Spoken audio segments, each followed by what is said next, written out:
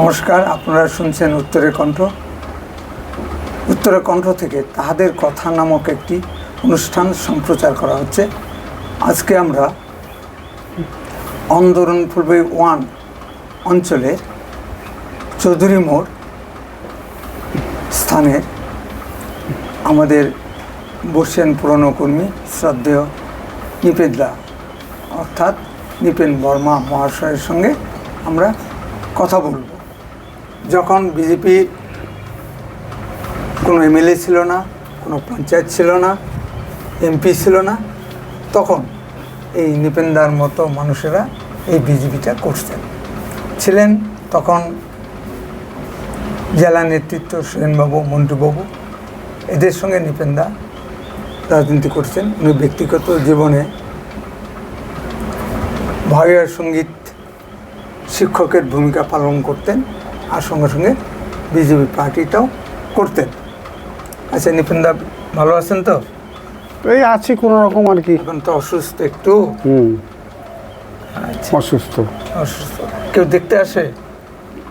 না, আর কে দেখতে আসবে? কেউ আসে না, কেউ যোগাযোগও রাখে না? না।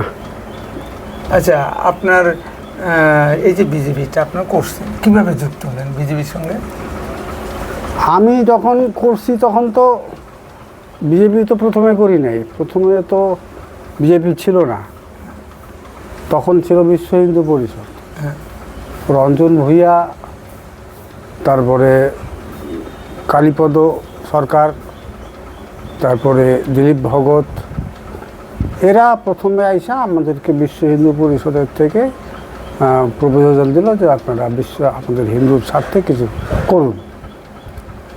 তখন আমি অন্য একটা সংগঠন করতাম, সেটা আমাদের তপশিলি সংগঠন, তো সেটা নষ্ট হয়ে গেল। তারপরে চিন্তা করলাম যে বসে থেকে কী হবে, তাহলে এটা করি, সংগঠন করা আমার নেশা। তখন ওই বিশ্ব হিন্দুতেই ঢুকলাম। তারপরে 2-2.5 বছর পর আসলো আমাদের কাছে যে আমাদের মানুষের জন্য কিছু করতে গেলে তো রাজনৈতিক ক্ষমতার দরকার। তো আমাদের রাজনৈতিক একটা দল আমাদের তৈরি করা হয়েছে, সেটার নাম হচ্ছে বিজেপি, ভারতীয় জনতা পার্টি। তো তখন জনতা থেকে ভেঙে আর কি ভারতীয় জনতা হয়েছে। তখন সেই প্রপোজালে আমাদের তখন চিন্তা করলাম যে ও বলছে যে আপনারা বিশ্ব হিন্দু করতে পারেন এবং বিজেপিতেও আসতে পারেন। তো চিন্তা করলাম যে বিশ্ব হিন্দু পরিষদ ওই 2 মাসে 6 মাসে একদিন মিটিং হয়। তো চিন্তা করলাম না, তাহলে বিজেপিতেই যাই। পরে এই দলে আসছি। তখন তো এখানে আর কেউ ছিল না, তখন সুরেন্দা ছিল আর মন্ডুদা ছিল। তা আমরা শুরু করলাম আর কি। আমরা এখান থেকে কয়েকজন, আমার একজন ভাগ্নে ছিল, তারপরে বসাক ছিল, ওই কী বলে ওই যে বিজয় সাধুর ছেলে, এরা সব শুরু করতো। আমরা 3-4 জন এখানে বিজেপি শুরু করি। তো তখন থেকেই বিজেপিটা করি আমি। সেটা ধরেন বিজেপি যখন থেকে আসে তখন থেকেই আমি 80 সনের পর থেকে। হ্যাঁ। আচ্ছা, কী কী দায়িত্ব সামলাইছেন বিজেপি? দায়িত্ব প্রথমে তো এমনি অঞ্চল সভাপতি ছিলাম, তারপর মণ্ডল সভাপতি হলেন, তারপরে মণ্ডল সভাপতি আগেই হই নাই। তারপরে তো সেটা সুরেন্দাকে মন্ডুদাকে নিয়ে জায়গায় জায়গায় যাইতাম আমাদের এই অঞ্চলের। তারপরে সেখান থেকে আমাদের কাছে ইনস্ট্রাকশন আসে যে অমুক জায়গায় সম্মেলন আছে, অমুক জায়গায় আমাদের কার্যক্রম হবে। কোথায় Shanidebi high school, Dinhata, Shalbari high school, এই সমস্ত জায়গায় যাইতাম আর কি। তখন তো বিশ্বজিৎ থেকে মনমোহন রায় ছিল, দেবুদা আসতেন, তারপরে জুনুদা আসতেন, এই জুপি বিশ্বাস, হ্যাঁ জলপাইগুড়ি। জলপাইগুড়ি এই সমস্ত নেতা আসতেন। তেমন তো আমাকে খুবই ভালোবাসতেন, আমাদের বাড়িতেও এসছে। তারপরে আমাদের এখানে মিটিং হলো, বিষ্ণুকান্ত শাস্ত্রী আসলো, তখন বিজেপির এই মিটিং হলো, বিভিন্ন নেতা আসছে গেছে। আপনার বাড়িতেও তো অনেক নেতা আসছে। হ্যাঁ, অনেকেই আসছে। হ্যাঁ, এবং রাত্রি যাপনও করছে।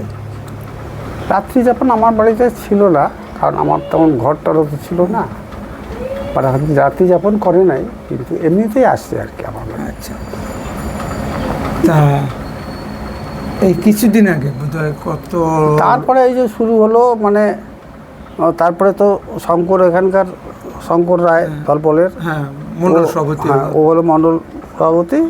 তখন তো মণ্ডল সভাপতি ছিল না, ব্লক সভাপতি, তখন ব্লক সভাপতি। তা ব্লক সভাপতি শঙ্কর হলো, আমি তখন ওই কি বলে ওই উপ ব্লক সভাপতি আর কি, হ্যাঁ, না কি বলে ওটা, সহসভাপতি। সহসভাপতি। তা সহসভাপতি ছিলাম, দুইজনেই ঘুরতাম। ওই শঙ্করের সঙ্গে আমি বহুদিন করছি।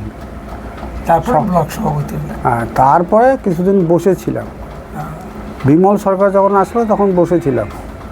তো বিমল সরকারের আমার পছন্দ হয়নি, আমি যাইনি তার সঙ্গে। তারপরে উজ্জ্বল বসা হলো, তখন ছিলাম আর কি। তারপরে আমাকে এই যে পরে এসে আমাকে দায়িত্ব দেওয়া হলো মন্ডল সভাপতি। মণ্ডল সভাপতি। আমরা জানি যে আপনি আমাদের তুফানগঞ্জে বিচারক আসছিলেন, মাননীয় দিলীপ দা। হ্যাঁ, তার সঙ্গে দুইজনে যায় নাক্কাটিগঞ্জ অঞ্চলে আপনি শারীরিক আঘাত পেয়েছেন। হ্যাঁ, আমার পাটা ভেঙে গেছে।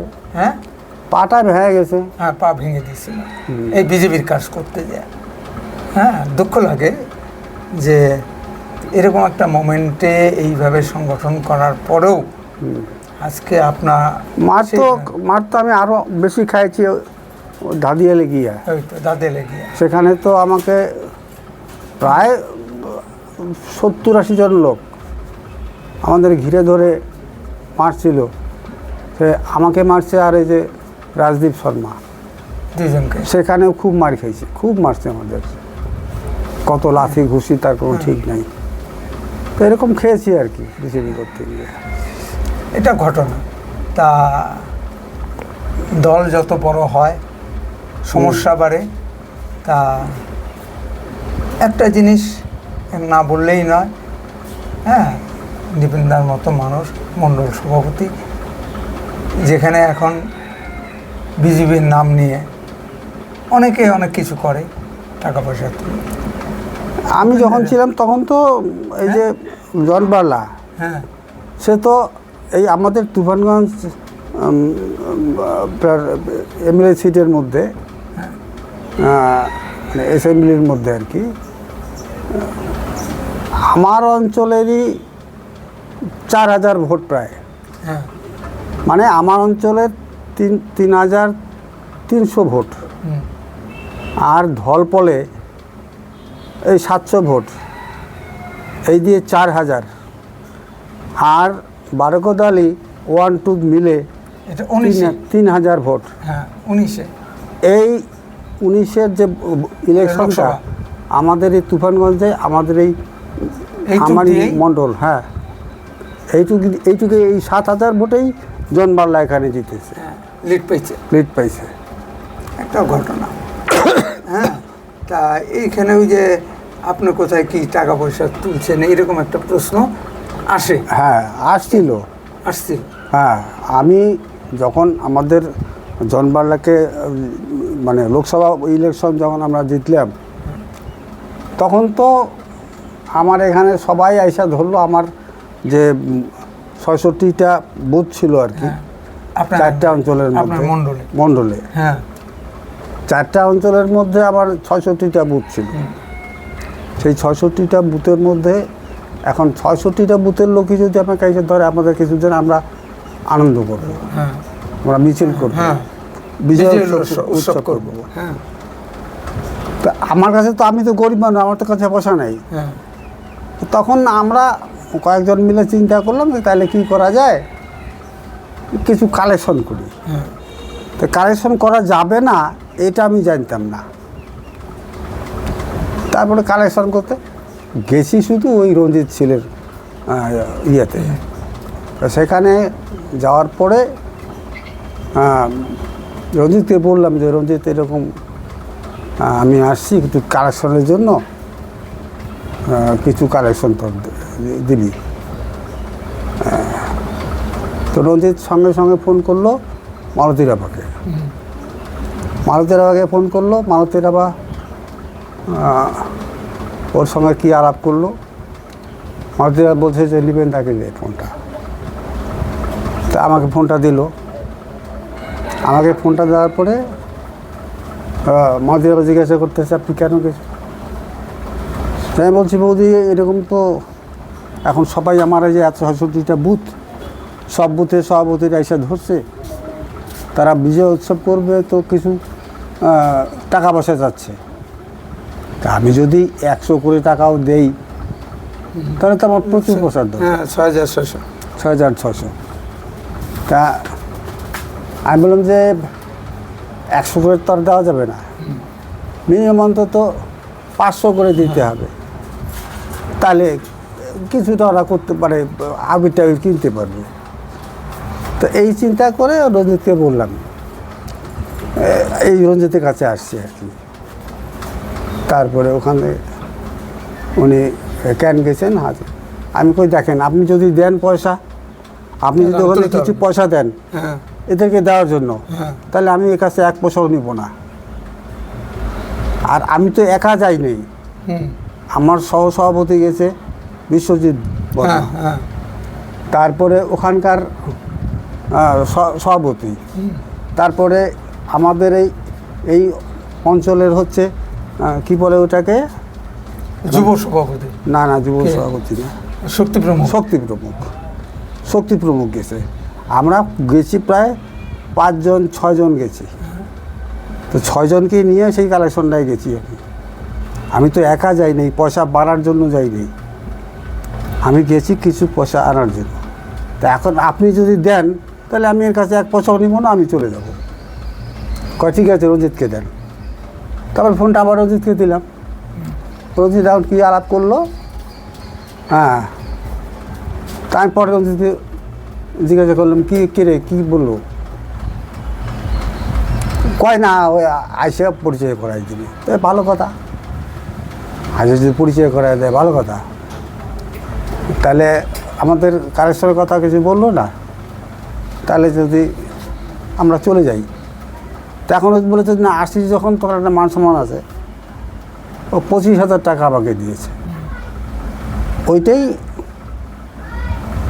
এক চ্যাংরা, আমাদের এক চ্যাংরা, ও যে আমার যে যুব যাকে বানাইছি আমি, ওই চ্যাংরা গিয়া সৌরভ দাস, ও গিয়া ওইটাকে মানে মোবাইলে তুলে ওইটাকে পাঠাই দিয়েছে। তো আমার এই যে 25,000 টাকা আমি তো কথা বলেই নিলাম, বা আমি নেই কি তা সে কিছু বলেও নাই আমাকে যে আমি নিব কি নিব না, এরকম কিছু বলে নাই। তারপরেও আমি রঞ্জিতকে বললাম যে কি বললো রে, কয় না আইসে তোদের সঙ্গে পরিচয় করে। তো ভালো কথা, তা কালেকশনটা নিতে বলছে কি না, কয় তা তো কিছু বললো না। তো তুই আসিস যখন তোর মান সম্মান কাজে আছে, আমি 25,000 টাকা দিচ্ছি, নিয়ে যা।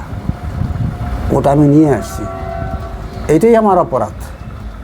কত টাকা কতজনে তুলতেছে হ্যাঁ প্রশ্ন, হ্যাঁ হ্যাঁ কিন্তু নিপেন্দার মতো লোক যারা দলটাকে প্রাথমিক অবস্থায় গড়ে তুলছিল তাদের একজন আমাদের নিপেন্দা।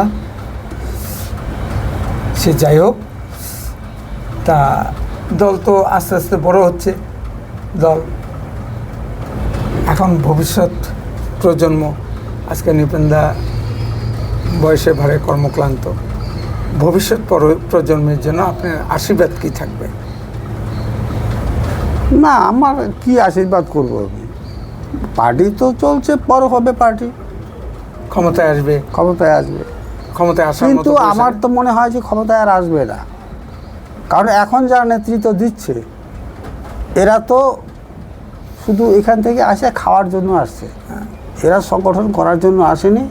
বিজেপি আসুক এটা কেউ চায় না, এরা এক নম্বর মালতীরা বা চায় না, দুই নম্বর তার সাথে কেউ চায় না। ঠিক আছে, আপনাকে অনেক ধন্যবাদ এই সাক্ষাৎকার দেওয়ার জন্য। আমরা এখানেই সমাপ্ত করছি।